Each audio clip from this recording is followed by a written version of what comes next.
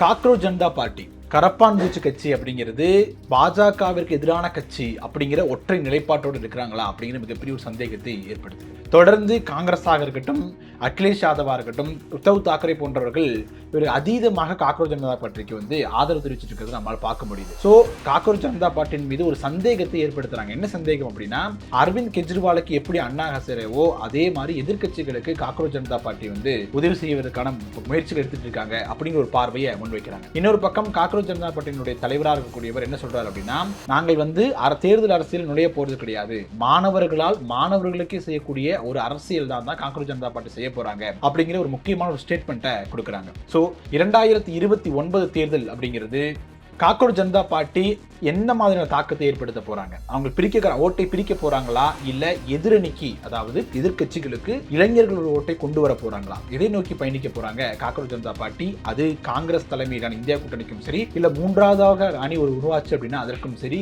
இல்ல பாஜகவுக்கும் சரி, என்ன மாதிரியான தாக்கத்தை ஏற்படுத்த போகும், இது தொடர்பாக தான் இந்த வீடியோ மூலத்தை பேச போறோம். வாங்க பார்க்கலாம்.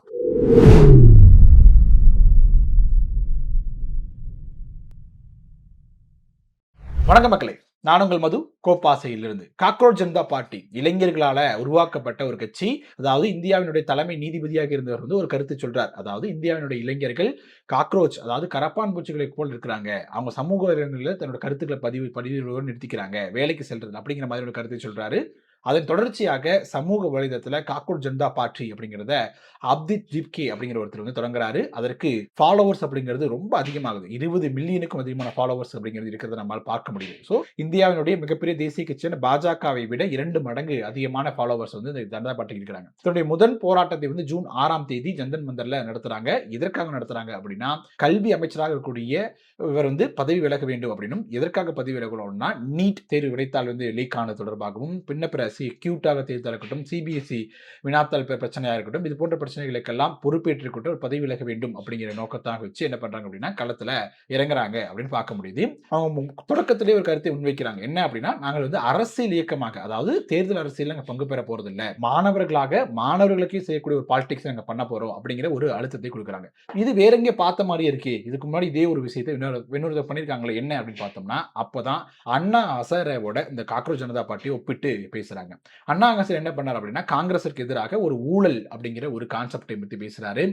பேசி என்ன பண்றாரு அப்படின்னா, அவர் தேர்தல் அரசியல் நிக்க போறது இல்லை அப்படின்னு சொல்றாரு. பல்வேறு பிரபலங்கள், இந்தியா முழுக்க இருந்த பல்வேறு பிரபலங்கள் அண்ணா ஹசாரேக்கு ஆதரவை தெரிவிக்கிறாங்க. காங்கிரஸுக்கு எதிரான ஒரு எதிர்ப்பு அலை அவருடைய போராட்டம் ஏற்படுத்துது அப்படின்னு நம்ம பார்க்க முடியும். அதே போன்ற ஒரு தோனியை கொண்டு வரணும் அப்படிங்கிறதுக்காக தான் காக்ரோச் ஜனதா பார்ட்டி உருவாக்கப்பட்டிருக்கிறது அப்படிங்கிற ஒரு பேச்சும் அடிபடுது.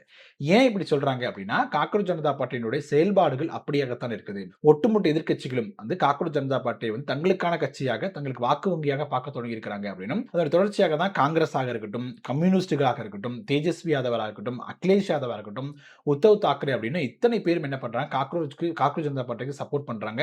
அவங்களோட கருத்துக்களுக்கு முக்கியத்துவம் கொடுக்குறாங்க. குறிப்பா சொல்லணும் அப்படின்னா, இப்ப கடைசியாக இந்தியா கூட்டணி கூட்டம் அப்படி நடக்குது. காக்ரோச் ஜனதா பார்ட்டி எந்த விஷயத்தை மையமாக வச்சு போராடுறாங்களோ அந்த விஷயம் தொடர்பாக ஒரு தீர்மானமும் இந்தியா கூட்டணி கூட்டத்தில் நிறைவேற்றப்பட்டிருக்கிறது அப்படின்னு நம்மால் பார்க்க முடியுது. மற்ற கட்சியில் இருக்கக்கூடிய முன்னணி தலைவர்கள் காக்ரோச் ஜனதா பார்ட்டி போராட்ட களத்திற்கு நேரடியாக செல்வதும், அங்கு உரையாற்றுவது, இதெல்லாம் எதை காட்டுது அப்படின்னா, அந்த காக்ரோச் ஜனதா பார்ட்டி அந்த ஒரு செயல்பாடுகளை தங்களுக்கு சாதகமாக தங்களுடைய வாக்கு வங்கியை பெருக்குவதற்கு பயன்படுத்தணும் அப்படிங்கிறதுல கருத்தாக இருக்கிறாங்க அப்படின்னு பார்க்கலாம். காக்ரோச் ஜனதா பார்ட்டிக்கு எதிராக கருத்து சொல்லக்கூடிய ஒரே கட்சியாக பாரதிய ஜனதா கட்சி தான் இருக்குது. காக்ரோச் ஜனதா பார்ட்டியுடைய செயல்பாடுகள் இப்படியே 2029 வரைக்கும் தொடர்ந்துச்சு அப்படின்னா அது என்ன மாதிரியான தாக்கத்தை தேசிய அரசியலில் ஏற்படுத்தும்? காக்ரோச் ஜனதா பார்ட்டியை பொறுத்த வரைக்கும் தென்னிந்தியாவில் மிகப்பெரிய தாக்கம் இருக்கு அப்படின்னா நம்ம கண்முன்னாடி பார்க்கிறோம். பெரிய அளவு தாக்கம் காக்ரோச் ஜனதா பார்ட்டினால தென் மாநில அரசியலில், நமது மாநில அரசியலில் தென்படல. ஆனா வட இந்தியாவில் குறிப்பிட்ட தாக்கம் அப்படிங்கிறது காக்ரோச் ஜனதா பார்ட்டினால இளைஞர்கள் மத்தியில் இருக்குது அப்படிங்கிறது கண்கூடாக பார்க்க முடியுது. ஸோ அதை கையில் எடுக்கணும் அப்படிங்கிறதுக்காக தான் நீங்க காக்ரோச் ஜனதா பார்ட்டிக்கு ஆதரவு கொடுக்கக்கூடிய தலைவர்களை எடுத்து பாருங்களேன். அகிலேஷ் யாதவ், தேஜஸ்வி யாதவ், உத்தவ் தாக்கரே, காங்கிரஸ் கட்சி போன்றவர்கள்லாம், அதாவது அந்த வட இந்தியாவில் அரசு செய்யக்கூடிய கட்சிகள் அதிகமாக காக்ரோச் ஜனதா பார்ட்டி தங்களுக்கான வாக்கு வங்கியை பெருக்கிக் கொள்ளக்கூடிய ஆயுதமாக பார்க்கறாங்க அப்படின்னு நம்ம பார்க்க முடியுது. அப்படி இருக்கும் பொழுது 2029 வரை இந்த செயல்பாடு தொடரும் பட்சத்தில் அது எந்த மாதிரியான தாக்கத்தை ஏற்படுத்தும் அப்படிங்கிற முக்கியமான ஒரு கேள்வி இந்த இடத்துல எழுது. இப்ப இந்தியா கூட்டணியாக இருக்கும் பட்சத்துல மோடி விசஸ் இந்தியா கூட்டணி, அதாவது மோடி விசஸ் ராகுல் அப்படிங்கிற களம் இருக்கும் பொழுது இந்த காக்ரோச் ஜனதா பார்ட்டி செய்யக்கூடிய பாலிடிக்ஸ் அப்படிங்கிறது இந்தியா கூட்டணிக்கு சாதகமானதாக முடிவதற்கான வாய்ப்புகள் இருக்கு. ஏன் அப்படின்னா, இவர்கள் முழுவதுமாக பாஜக எதிர்ப்பு அப்படிங்கிறத கையில் எடுக்கிறாங்க. அதையும் தாண்டி நாங்க தேர்தல் அரசியல போட்டி போட போறது இல்ல அப்படின்னு சொல்றாங்க. இவங்க நேரடியாக எந்த ஒரு கட்சியும் சார்ந்தவர்கள் அப்படின்னு காக்ரோச் ஜனதா பார்ட்டி அறிவிக்காம இருக்கிறாங்க. யாராவது எங்க கூட்டத்திற்கு வரணும் அப்படின்னா எல்லா கட்சிகளும் வந்து பங்கேற்கலாம். ஆனா உங்களுடைய கொடி எடுத்துட்டு வராதீங்க. மூவண்ண கொடியான தேசிய கொடியை வந்து கொண்டு வாங்க அப்படின்னு வெளிப்படையாகவே அறிவிக்கிறாங்க. ஆனா அவங்க கருத்துக்கள் எல்லாமே பாஜக எதிராக இருக்குது அப்படிங்கும்போது அந்த எதிர்ப்பு வாக்குகளை ஒன்று திரட்ட குறிப்பா சொல்லணும் அப்படின்னா இளைஞர்களுடைய வாக்கை ஒன்று திரட்டுவதற்கு காக்ரோச் ஜனதா பார்ட்டி ஒரு ஆயுதமாக எதிர்க்கட்சிகள் அதாவது இந்தியா கூட்டணி கட்சிகள் பார்க்கறாங்க அப்படிங்கிறதும் அதற்கான காய் நகர்த்தல்கள்ல வட இந்தியாவில் இருக்கக்கூடிய மாநில கட்சிகள் பார்க்கறாங்க அப்படிங்கிறது நம்மால பார்க்க முடியுது.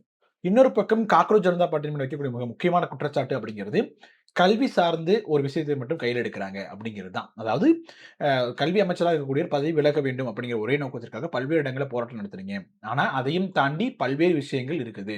மாணவர்கள் சார்ந்தே கல்வியும் தாண்டி நிறைய விஷயங்கள் இருக்குது. அப்படி இருக்கும்போது அது தொடர்பான பேச்சுக்கள் ஏன் அடிபடல? இப்ப மோடியோ அமித்ஷாவோ நினைச்சா இந்தியாவினுடைய கல்வி அமைச்சரை வந்து பதவி நீக்கம் பண்ணிட முடியும். உடனடியாக வேற அமைச்சர் போட முடியும். ஒருவேளை போட்டுவிட்டாருங்க அப்படின்னா காக்ரோச் ஜனதா பார்ட்டியோட தேவை முடிஞ்சு போயிருமா அப்படிங்கிற மிக முக்கியமான கேள்வி எழுப்புறாங்க. ஏன் இந்த கேள்வி எழுப்புறாங்க? நீங்க ஸ்டார்டிங்ல இருந்து எண்டு வரைக்கும் ஒரே ஒரு கோரிக்கை தான். என்ன கோரிக்கை? கல்வி அமைச்சர் பதவி விலகணும் அப்படிங்கிறது. பதவி விலகிட்டார் அப்படின்னா அந்த போராட்டத்திற்கான அந்த இயக்கத்திற்கான தேவை முடிஞ்சிடும். அதுக்கப்புறம் காக்ரோச் ஜனதா பார்ட்டியினுடைய செயல்பாடுகள் மங்கி போயிருமா அப்படின்னு முக்கியமான கேள்வி எழுப்புறாங்க. இப்ப மாணவர்களுக்காக இளைஞர்களுக்காக போராடுறீங்க அப்படின்னா இந்த கல்வி அமைச்சராக இருக்கக்கூடிய ஒரு பதவி விலகல் மட்டும் தாண்டி இன்னும் பல்வேறு விஷயங்கள் இருக்கு. அது தொடர்பாகவும் பேச வேண்டும் அப்படிங்கிற முக்கியமான ஒரு பாயிண்ட்டை முன்வைக்கிறாங்க. எப்படி எதிர்க்கட்சிகள் தங்களுடைய டூலாக காக்ரோச் ஜனதா பார்ட்டியை பார்க்கறாங்களோ அதே மாதிரி பாஜகவும் டூலாகத்தான் காக்ரோச் ஜனதா பார்க்கறாங்க அப்படின்னும் எதற்காக அப்படி சொல்றாங்க அப்படின்னா இந்த கல்வித்துறை இந்த தர்மேந்திர அந்த கல்வி அமைச்சர் அது தொடர்பாக மட்டும்தான் காக்ரோச் ஜனதா பேசுறாங்க அப்படிங்கும்போது இளைஞரோட முழு கவனமும் அதை சுத்தி தான் இருக்குது. குறுகிய வட்டத்துக்குள் இருக்குது. மற்ற பிற விஷயங்களை வந்து சிந்திக்க விடாமல் தடுப்பதற்கு காக்ரோச் ஜனதா பார்ட்டி ஒரு ஆயுதமாக பயன்படுத்துறாங்க அப்படிங்கிற மாதிரி விமர்சனமும் காக்ரோச் ஜனதா பார்ட்டியும் பாஜகவும் இணைச்சு வச்சு பேசக்கூடிய விஷயமும் இருக்குது அப்படிங்கிறத நம்மளால பார்க்க முடியுது. சோ ஒரு இயக்கம் தொடங்கும் பொழுது அந்த இயக்கத்திற்கு இளைஞர்கள் மத்தியிலே மக்கள் மத்தியிலே ஒரு ஆதரவு அதிகமாக இருக்கும் பொழுது அதனால நமக்கு பயன் இருக்கும் நினைக்கக்கூடிய கட்சிகள் தொடர்ந்து ஆதரவு அளிப்பதும் தனக்கு எதிராக இருப்பாங்க அப்படின்னு சொல்லும்போது எதிர்ப்பு அளிப்பதும் வந்து ஒரு சாதகமான ஒரு பார்க்கக்கூடிய விஷயமா இருக்கும். ஆனா காக்ரோச் ஜனதா பார்ட்டி விஷயத்தை பொறுத்த வரைக்கும் ஒரு குறிப்பிட்ட தரப்பு என்ன பண்றாங்க? பாஜகவோட இணைச்சு ஒரு சந்தேக பார்வையை முன்வைக்கிறாங்க. இன்னொரு பக்கம் காக்ரோச் ஜனதா பார்ட்டியும் எதிர்க்கட்சிகளையும் இணைச்சு ஒரு சந்தேக பார்வையை முன்வைக்கிறாங்க. ஆனா காக்ரோச் ஜனதா பார்ட்டியுடைய செயல்பாடுகள் அப்படிங்கிறது பாஜக எதிர்ப்பு அப்படிங்கிறத கல்வி அமைச்சருடைய பதவி விலகல் அப்படிங்கிற குறுகிய வட்டத்துக்குள் வச்சிருக்காங்க அப்படிங்கிறத ஒரு முக்கியமான சந்தேகமாக எழுப்புறாங்க. இன்னொரு பக்கம் காக்ரோச் ஜனதா பார்ட்டியினுடைய பாஜக எதிர்ப்பை வந்து தனக்கு சாதகமாக பயன்படுத்திக்க வேண்டும் அப்படின்னு மற்ற கட்சிகள் வட இந்தியாவினுடைய மாநில கட்சிகளாகட்டும் காங்கிரஸ் கட்சியாகட்டும் மிகப்பெரிய அளவில் நம்பி அதற்காக காய்கள் நகர்த்திட்டு இருக்காங்க அப்படிங்கிறதையும் நம்மளால பார்க்க முடியும். ஓகே மக்களே, 2029 தேர்தல் அப்படிங்கிறது காக்ரோச் ஜனதா பார்ட்டி அரசியல் இயக்கமாக தொடர்ந்து தேர்தல் அரசியல் நுழைவதற்கான வாய்ப்புகள் இருக்குது அப்படிங்கிற ஒரு பார்வையை முன்வைக்கிறாங்க. அது சாத்தியமா அப்படிங்கிறது இன்னும் தெரியல அப்படின்னு சொல்லலாம். ஏன்னா ஒரு கட்டமைப்பு அப்படிங்கிறது பலம் அப்படிங்கிறது மிக மிக முக்கியமானதாக இருக்குது. அவர் தேசிய அரசியலில் கட்டமைப்பு பலம் இல்லாமல் வெற்றி பெறுவது அப்படிங்கிற சாத்தியமா அப்படிங்கிற மிகப்பெரிய கேள்வியும் இருக்குது. தமிழ்நாட்டில் ஒரு கட்டமைப்பு மிகப்பெரிய அளவில் இல்லாமலேயே தமிழக வெற்றி கழகம் வந்து ஆட்சியை பிடிச்சிருக்காங்க அப்படிங்கிறது ஒரு முன்னுதாரணமா வச்சுக்கலாம். அதே நேரத்தில் தேசிய அளவில் அது சாத்தியப்படுமா அப்படிங்கிற மிக முக்கியமான ஒரு கேள்வியும் எழுது. இப்படி இருக்கும் பொழுது கட்டமைப்பு இல்லாத ஒரு கட்சி பாஜகவை தொடர்ந்து எதிர்க்கக்கூடிய ஒரு கட்சியாக எதிர்கட்சியாக இருக்கக்கூடிய காங்கிரஸ் மற்றும் அந்த கூட்டணி கட்சிகளுக்கு அவருடைய ஆதரவை வந்து திருப்பி விடுவாங்க அப்படின்னு எதிர்பார்க்கலாமா? இல்ல அப்படின்னா பாஜகவே ஒரு மூன்றாவது சக்தியாக காக்ரோச் ஜனதா பார்ட்டியை வளர்த்து விடுவதன் மூலமாக வாக்குகளை பிரிவதற்காக இதை வந்து முன்னெடுக்கிறாங்க அப்படின்னு பார்க்கலாமா அப்படிங்கிற முக்கியமான கேள்வியும் எழத்தான் செய்யுது. ஓகே மக்களே, நம்ம வீடியோவோட இறுதி பகுதிக்கு வந்துட்டோம். காக்ரோச் ஜனதா பார்ட்டி அப்படிங்கிற இளைஞர்களால் கட்டமைக்கப்பட்ட சமூக வலைதளம் மிகவும் பாப்புலராக இருக்கக்கூடிய மீம் மூலமாக அரசை நேரடியாக கேள்வி கேட்கக்கூடிய ஒரு இயக்கம் அப்படிங்கிறது தேர்தல் அரசியல்ல என்ன மாதிரியான தாக்கத்தை ஏற்படுத்தும் அப்படின்னு நினைக்கிறீங்க? அரவிந்த் கெஜ்ரிவால் அவர்கள் இதன் பின்புலத்தில் இருக்கிறார் அப்படின்னும் ஆம் ஆத்மியை சேர்ந்தவர் தான் அப்ஜித் தீப்கே அப்படிங்கிறதும் மிக முக்கியமான குற்றச்சாட்டை வைக்கப்படக்கூடிய இந்த நேரத்தில் அரவிந்த் கெஜ்ரிவால் காங்கிரஸை விட்டு விலகி இருக்கிறார் அப்படிங்கிற முக்கியமான விஷயத்தை கவனிக்க வேண்டிய விஷயமாக இருக்குது. அப்படி இருக்கும்போது பிஜேபி அதாவது கரப்பான் பூச்சி கட்சி வந்து பாத்தீங்க அப்படின்னா காங்கிரஸிற்கு ஒத்துழைப்பு கொடுத்து அவங்களோட இணைந்து பயணியாற்றி பாஜக எதிர்ப்பு வாக்களை இந்த பக்கம் கூட்டணி கொண்டு வரதுக்கு முயற்சிப்பாங்களா? இல்ல அரவிந்த் கெஜ்ரிவால் வழியில் பயணிச்சு காங்கிரஸ் எதிர்ப்பு அதாவது அரவிந்த் கெஜ்ரிவால் நிலைப்பாட்டோட ஒத்துழைத்து மூன்றாவது அணிக்கான தன்னுடைய ஆதரவை கொடுக்க போறாங்களா அப்படிங்கிற முக்கியமான கேள்வியும் எல்லாம் செய்யுது.